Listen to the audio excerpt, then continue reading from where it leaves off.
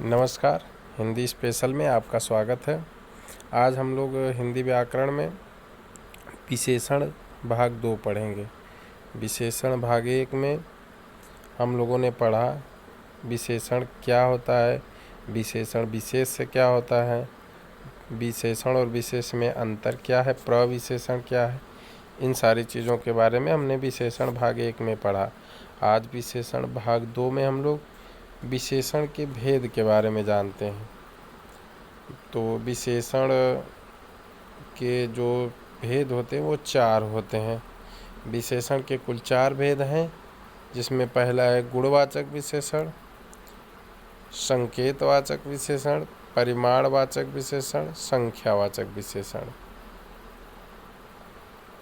गुणवाचक, संकेतवाचक, परिमाणवाचक और संख्यावाचक, यही 4 भेद हैं विशेषण के। आइए एक एक करके देख लेते हैं सबके बारे में। अब देखिए गुणवाचक विशेषण क्या होता है। इसके नाम से ही पता चल रहा है कि गुणवाचक मतलब जो किसी व्यक्ति अथवा वस्तु का गुण बताए, वही गुणवाचक विशेषण है। चूँकि विशेषण की परिभाषा ही होती है किसी की विशेषता को बताने वाला, लेकिन जो किसी के गुण अथवा दोष के बारे में बताए वह गुणवाचक विशेषण होता है। अब इसमें रूप रंग भी आ सकता है, आकार प्रकार भी आ सकता है, किसी की संबंध दशा भी आ सकती है। ठीक है, तो अब परिभाषा इसकी यही है कि जिससे किसी संज्ञा या सर्वनाम या किसी व्यक्ति या वस्तु के गुण या दोष, रूप रंग आकार प्रकार इत्यादि के बारे में हमें जानकारी प्राप्त हो, उसे गुणवाचक विशेषण कहते हैं। आइए उदाहरण देख लेते हैं। जैसे राम दुर्बल लड़का है।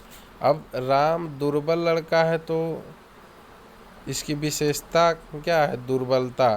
ठीक है, तो यह अब दुर्बलता तो उसकी एक तरह से कहें तो उसकी कमजोरी है, उसकी कमी है, लेकिन इसे हम गुणवाचक विशेषण कहेंगे, क्योंकि परिभाषा में यही बताया गया है कि किसी व्यक्ति के गुण अथवा दोष, अब चाहे गुण हो चाहे दोष हो, वह गुणवाचक विशेषण में ही आएगा। तो राम एक दुर्बल लड़का है। राम लड़का है, लेकिन वह कैसा लड़का है? दुर्बल है। उसकी विशेषता क्या है? वह दुर्बल लड़का है, तो यहाँ पे गुणवाचक विशेषण होगा।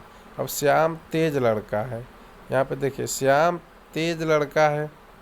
अब श्याम लड़का है, लेकिन वह कैसा है? तेज है। उसकी विशेषता यह है कि वह तेज लड़का है। अब मोहन दुष्ट लड़का है। मोहन लड़का है, लेकिन कैसा है? उसकी विशेषता क्या है?